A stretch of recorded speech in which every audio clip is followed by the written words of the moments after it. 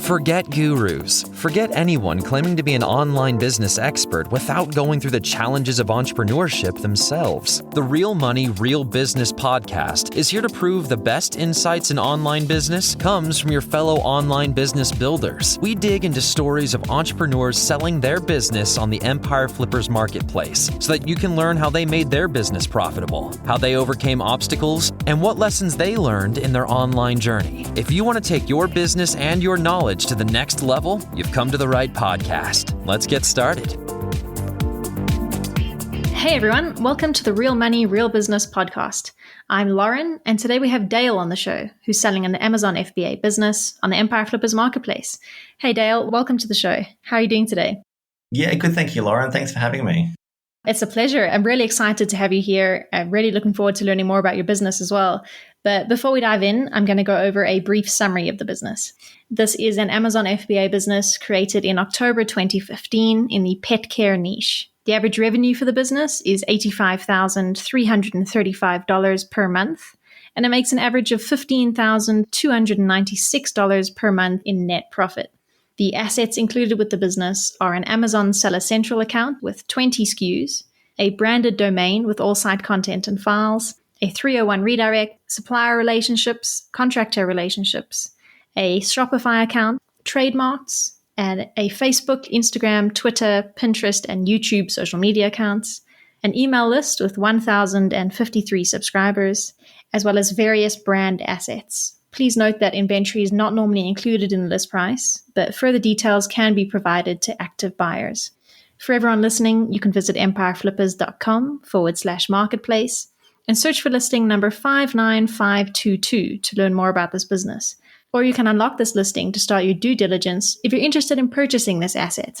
So now that we know more about the business, let's hear from you, Dale. Can you fill us in on your background in starting and running online businesses? Yeah, I have quite a long history in online businesses. I started back in the early 2000s. I was selling online courses and ebooks back when that was revolutionary. And I also used to make websites for clients as well. So I've tried so many things, had so many setbacks, but that's just part of business and personal growth.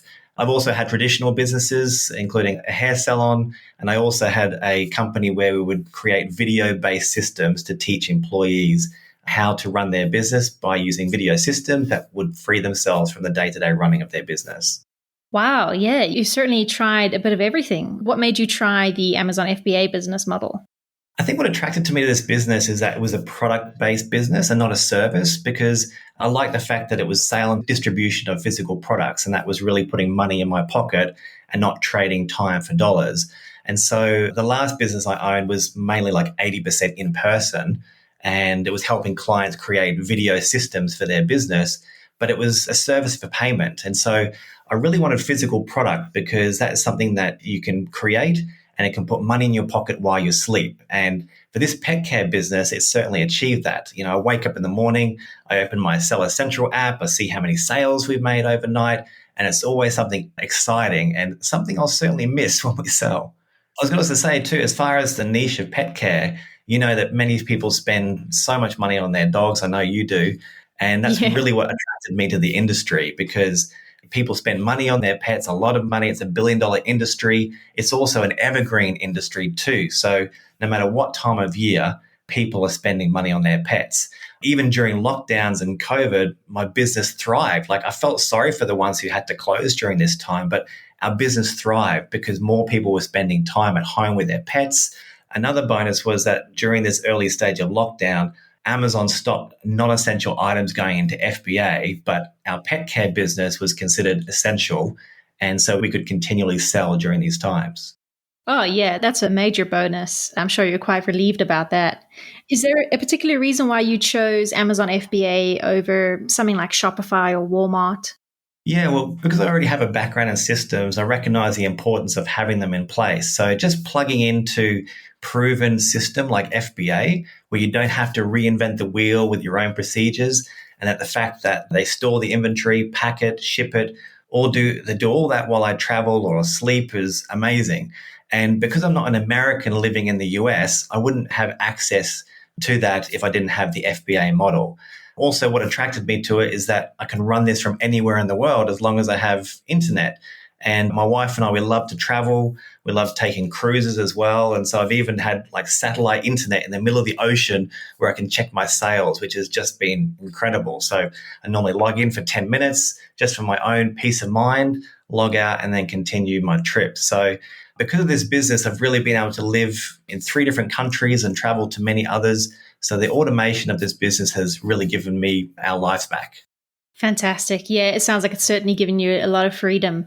You've mentioned all these various reasons why you're passionate about this business. What are the reasons that you're selling it now? I think I just want to try something new. Like I've been in FBA for 10 years and the pet care industry using FBA for 7 of those years. So a change would be nice. My wife and I are also doing more volunteer work these days. So we want to redirect our attention there. And I also have interest in decentralized finance. So I really want to jump into the new learnings and explore opportunities in that industry. Wonderful. It sounds like you've got some exciting times ahead. Looking back at your journey with this business, what would you say was your biggest win since you started the business? I think the biggest wins beyond the financial one, which has been very good, I think it's been the people that I've met and worked with because we really have the best suppliers. And I know everybody says that, but we've just built up some incredible working relationships with them. I've traveled to the US many times for business and enjoyed time with them at trade shows and dinners. And they will bend over backwards to make sure that we have what we need to keep our stock up and our sales coming. It's truly a win-win for both people. And I'm actually going to miss them a lot when I leave. But of course, the new buyer, he'll be introduced to them and they'll get the same care and attention that I've been given as well. Fantastic. Yeah, suppliers can make or break a business. So it's great to hear you have such a good relationship with them. On the flip side of the coin, what would you say is your biggest setback or challenge that you experienced with the business? I think when we first started was cash flow, which I know is a common challenge when you're building a business from scratch. It's always like you've got so much stock and not enough cash, but that's just part of growing. When we first started out 10 years ago, we were selling a health supplement, particularly in the area of weight loss supplements. And this was really difficult because you're dealing with grumpy customers who can't lose weight and they're eating pizza and expecting to lose weight. And it's a different clientele to the pet care industry. One of the setbacks we had was Amazon put the wrong barcode on one of the weight loss products that was going into stock. And as a result, customers were getting the wrong products. And so our listing was down for 6 weeks. And this was a loss of income in the very early stages of FBA. But fortunately, we've learned our lessons from that. And this has never happened again in our pet care business. Wonderful. Yeah, that must have been quite a frightening time. When it comes to generating traffic for your business, are you using PPC or any listing description SEO? We're using mainly sponsored ads. So I have a contractor in India who I've worked with for many years, and he manages our sponsored ads. And to make sure we're not overspending, he manages our headline ads, our branding. He does about 4 hours per week with us, and he's very ambitious. He's always coming with us to try new things that perhaps we've overlooked. So he's not just doing the bare minimum. He also would submit cases to Seller Central that need attention, and he's extremely diligent, even runs lost stock reports as well. So as you know, Lauren, the FBA loses stock all the time, and so he runs reports to get reimbursements. And he's got us reimbursements from anywhere from the hundreds of dollars to a couple of $1,000s. So it's been very good. But above that, though, he runs very good campaigns and keeps an eye on it for us. Fantastic. Yeah, he sounds like a good person to have on your team. A lot of sellers lose money because they're not aware of reimbursements. So it's great that you're able to take advantage of those. What would you say are the major opportunities for growth with this business? There's massive opportunity for growth in the pet care industry. It just continues to grow. Like if a new buyer gets the opportunity to go to Las Vegas, to Orlando, where the trade shows are, you are absolutely bombarded with opportunity. There's like football field size conference halls that are full of new products that can be branded under the new brand. Also, we have Amazon in other countries, which we haven't touched yet, such as the UK and Europe. These products would do incredibly well in those markets. Personally, I love investing in pet treats because people love to spoil their pets and they love to get treats for them. And when they get a treat that they like, they don't just buy once, they buy over and over again. Yeah, I can personally attest to that. That is very true. Dale, can you walk us through what your supply chain looks like? Yeah, I think one of the things to keep in mind is our supply chain is US. So we don't have anything to do with China. We don't sell Chinese made products. And so when it comes to pets, Americans don't like always using Chinese products. Like dog leashes are fine, but there's other products that they put on their skin. Americans want to have American made. So having our suppliers in the US is an advantage because it prevents us from having to go through the headaches of getting our stock from China. And so all our suppliers, because they're US based, I keep an eye on our inventory levels. I do this on a weekly basis, if not every few days. I see how much stock we've got, what our lead time would be. Then I create a purchase order, save it as a PDF, email it to my supplier, and then they give me confirmation. Then it's also useful to give them a timeline for when that order will be ready. And so usually when a product is ready to ship, say it's a shampoo and the other items aren't quite ready, then my supplier will ask for those shipping labels and we can send that shampoo in so we're not running out of stock, even if the rest of the order isn't ready. Then I get my credit card charged at the end. Now, for a new buyer, you may have to build up trust, but suppliers will definitely talk to you about it beforehand. Wonderful. Yeah, it sounds like you've got a pretty good system in place there. How many suppliers do you have and where are they based? So they're based across the United States and different states, about 4 different states. And I have approximately 6 suppliers from a different variety of different sub-niches within the pet industry. Okay, perfect. So I'm assuming because they're US based, the lead time is probably a bit shorter. How long does it usually take to replenish your inventory? An ever-changing thing with inventory lead times. With dog treats, it can take, if you've got a couple of thousand, we don't necessarily get them straight away. They get staggered. I know some of my suppliers will make sure that we're not out of stock. So if I need something urgently, they'll get it for me. But on average, we think about 30 days from we start receiving stock. If I'm desperate, they help me out and they manufacture something quickly just to prevent those outages. Okay, wonderful. And how often are you in contact with your various suppliers? Well, since I only have a handful of suppliers, I contact with them probably every couple of weeks, depending if I've already put an order in, then there's no need for me to contact them again. But I'll generally follow up with them just to see what the progress of that order is, just to make sure that we're on schedule so we're not having any outages. I'll occasionally get on a call with them, but because I know them so well, email has been fine. And because I live in Europe and we have different time differences, email always works well since we already have a wonderful working relationship. Yeah, absolutely. Dale, do you know what your current inventory limits at Amazon warehouses are? To my knowledge, we don't have any limits. Like I mentioned earlier during the call, even during COVID, they were taking pet care. So our purchase orders get staggered. And so our suppliers can sometimes hold stock back, but we've never had problems with that being an issue. Wonderful. That's great to hear. So talk to me about your role in the business. What does a typical work week look like for you when maintaining this business? Well, in the beginning, as you can imagine, I was doing everything, but these days it's mainly inventory management. So as you know, Lauren, inventory is just the lifeblood of an FBA business. So every couple of days, I check the inventory coach inside of Seller Central and I see how much stock we have, for how many days left we have, and then I place purchase orders accordingly. And I make those purchase orders up, I email them to the suppliers. I'm also in contact with some of the contractors who do work for me when it comes to these orders. Fantastic. And can you run us through the team that you have in place and what everyone does? So I have one of my guys in India who I mentioned before who does our sponsored ads and he maintains that for us. I have 2 ladies in 2 different states and one of them makes some of our best-selling products and she is absolutely amazing to work with and so flexible. Then the second lady, she does our co-packing of some of our best-selling dog treats. So we get pallet bags of bulk dog treats, we get them sent to her.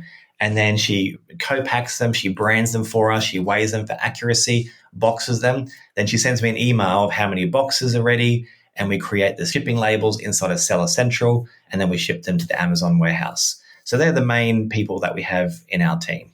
Wonderful. So what would you say some of the biggest challenges that buyers might face when taking over this business? I think it's probably the same for all in the fact that during this time, the last couple of years, it's the extended lead time. So far, we've had no problem whatsoever getting stock from our US suppliers. It just takes a little bit longer. So as long as the new owner takes that into account, then it's not going to be a big deal, but it's just something to be aware of. Yeah, that's a fair point. How much support are you willing to offer the buyer to help ease the transition? I really want to see them succeed. So I want to do something like a 60-day support, whether it's email, and they can text me. We can get on Zoom calls. I can share screen for different procedures that they might not be aware of. This has been my baby for 7 years. I don't want to see it fall down and just go to nothing. I really want to see it succeed. I want to see it continue so I can look at it and with admiration that I had a part in doing that. So yeah, for 2 months, I think they'd be up to scratch. I don't think they'll need a lot of help depending on their experience, but I certainly want to give them that support. That's wonderful. I think buyers will be very grateful for that. When it comes time to negotiating the actual sale of the business, would you be open to negotiating something like an earn-out agreement? It just depends. If it's going to be like a 50% up front, then no. If it's something more like on the 90% or 85%, then it's certainly something I'll consider. Wonderful. And would you commit to a non-compete agreement? Yes, of course. Fantastic. So Dale, that leads us into the final question of the interview, and probably the most important one. If you had to put yourself into the shoes of a buyer, why do you think your business is a business worth buying? First of all, the industry and the niche. The pet care industry is amazing, is continually growing, and we've developed this beautiful brand which people buy multiple times because they use it up and they buy and buy again, which demonstrates the quality of product that we've selected in the first place. Also, compared to other niches like the weight loss industry that we started out with, pet owners are the nicest customers because of their nature. Also, since because of the marketplace in the US, Americans love to support American businesses. So even though I'm Australian, my business is American and our business has supported American jobs. So because of that, and for all these reasons, our business being profitable in a growing niche where people just want to spend so much money on their pets, it's already proven itself to be an incredible and profitable business. Wonderful. All excellent points. And it certainly sounds like a business with a lot of potential. Is there anything else that you'd like to share with our listeners that I might have missed? No, I don't think so. I'm very excited for the new owner. Like, as much as I'm excited to sell, I'm actually really sad to sell because this business has been such a part of my life and I've just enjoyed it thoroughly. And yeah, it's just been an amazing experience. And I really hope that the new owner appreciates what they've got because it'll be something that if they look after the business will certainly look after them. Fantastic. Well, thank you so much for coming onto the show, Dale, and giving us more insight into you and your business. It's been an absolute pleasure, and I appreciate you taking the time out of your day. Thank you, Lauren. I really appreciate your questions and hope this is useful to a potential buyer. I'm definitely sure it will be.